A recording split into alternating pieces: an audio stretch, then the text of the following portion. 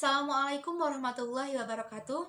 Hamdan wa syukran lillah, nahmaduhu wa nasta'inuhu wa nastaghfiruh wa na'udzubillahi min sururi anfusina wa min sayyiati a'malina, may yahdihillahu fala mudhiyalah wa may yudhlilhu fala hadiyalah.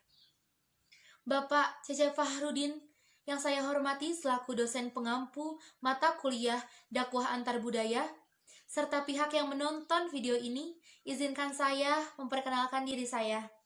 Nama saya Frida Rahayu-Berliana, merupakan mahasiswi jurusan Komunikasi Penyiaran Islam, semester 3, kelas 3B, dengan NIM 11940200066.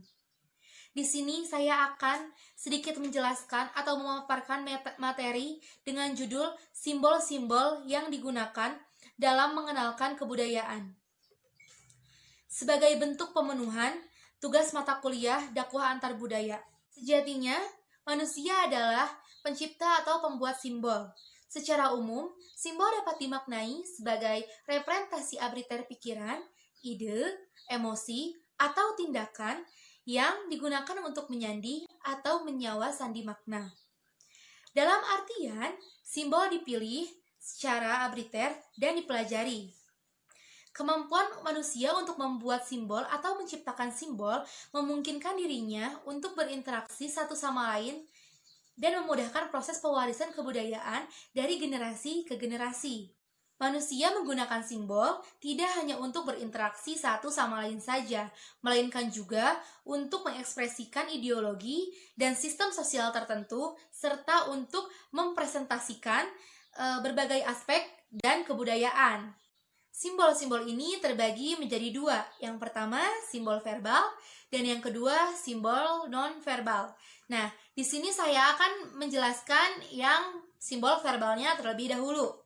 Nah, simbol verbal ini sejatinya merupakan representasi simbolis. Namun, simbol-simbol verbal tetap dapat memiliki kekuatan yang sangat fleksibel. Saat kita menggunakan bahasa, sejatinya kita telah mengekspresikan pemikiran kita. Nah, terdapat dua macam nih dari simbol verbal tuh. Jadi simbol verbal juga dibagi-bagi lagi. Ada dua. Yang pertama, kata-kata yang ditulis, dan yang kedua, kata-kata yang diucapkan. Seperti itu. Nah, kata-kata yang ditulis. Kata-kata yang ditulis ini mengacu pada bahasa yang diekspresikan dalam bentuk tulisan, khususnya ketika dibandingkan dengan ujaran atau bentuk ekspresi lainnya seperti lukisan atau film. Nah, yang kedua ada kata-kata yang diucapkan.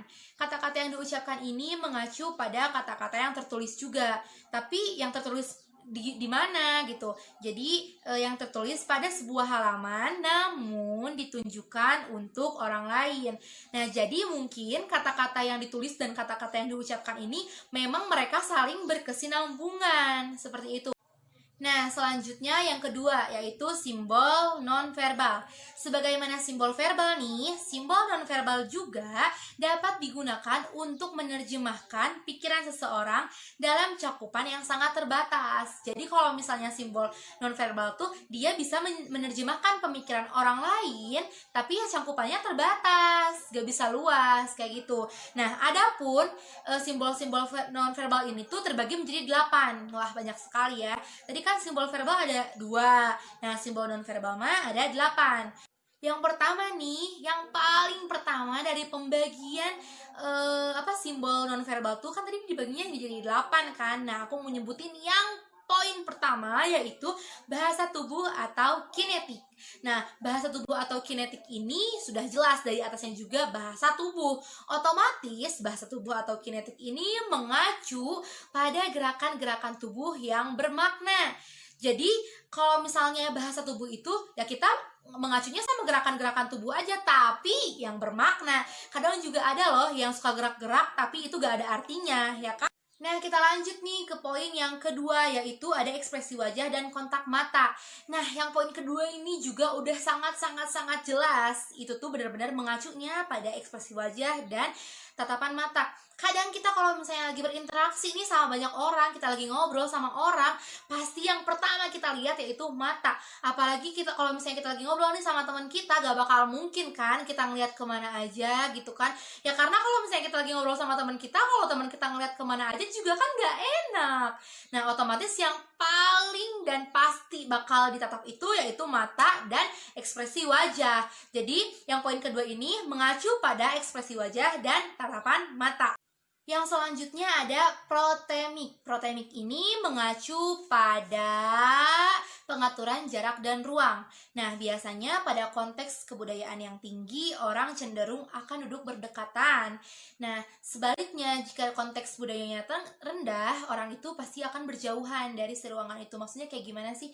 Jadi kalau misalnya orang-orang yang berbudaya tinggi, kayak dia lebih kayak pengen berdekatan gitu, maksudnya nggak mau individualisme kayak gitu. Nah intinya kayak gitulah. Terus kita lanjut ke poin yang nomor keempat, yaitu sentuhan. Mengacu pada perilaku menyentuh seseorang. Sentuhan dapat menyampaikan pesan. Memang, aku sangat membenarkan. Kalau misalnya sentuhan dapat menyampaikan pesan. Jadi, karena sentuhan, kita bisa tahu, oh orang ini nih kayaknya lagi butuh kita. Oh orang ini kayaknya lagi sedih nih. Orang ini kayaknya lagi pengen didengerin ceritanya nih. Itu karena sentuhan. Ajaib banget kan sentuhan? Nah, kita lanjut lagi nih ke nomor 5. Di sini ada paralinguistik.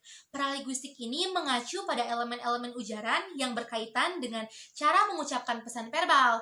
Nah, ada apa aja sih di paralinguistik ini? Jadi, paralinguistik ini terdiri atas suara, nada, volume, ritme, dan kecepatan. Ya, mungkin kalian paham ya. Nah, selanjutnya nomor ke-6 yaitu ada penciuman. Penciuman ini merupakan indera yang sangat peka. Bener gak? Bener. Ketika indera lain gak berfungsi, maksudnya ketika indera lain gak bekerja, maka indera penciuman yang emang benar-benar kerja. Kayak misalnya kita lagi tidur nih, kadang kita suka gak denger. Tapi kalau misalnya ada bau, kita suka kerasa gitu kan baunya gitu kan. Nah, selanjutnya ada kronemik. Kronemik ini mengacu pada objek nonverbal yang berkaitan dengan konsep dalam komunikasi lintas budaya, seperti itu. Nah teman-teman, akhirnya kita udah di poin terakhir, yaitu poin ke-8. Di poin 8 itu ada apa ya? Jadi di poin ke-8 itu ada artifaktual. Artifaktual itu mengacu pada penampilan seseorang. Jadi penampilan seseorang itu apa aja?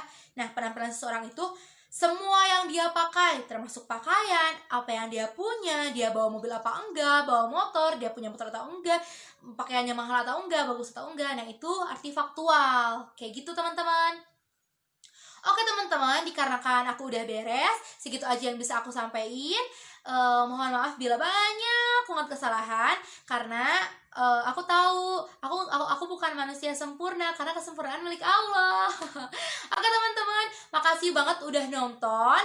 Jangan lupa like, comment, and subscribe. Oke, dadah. Assalamualaikum warahmatullahi wabarakatuh.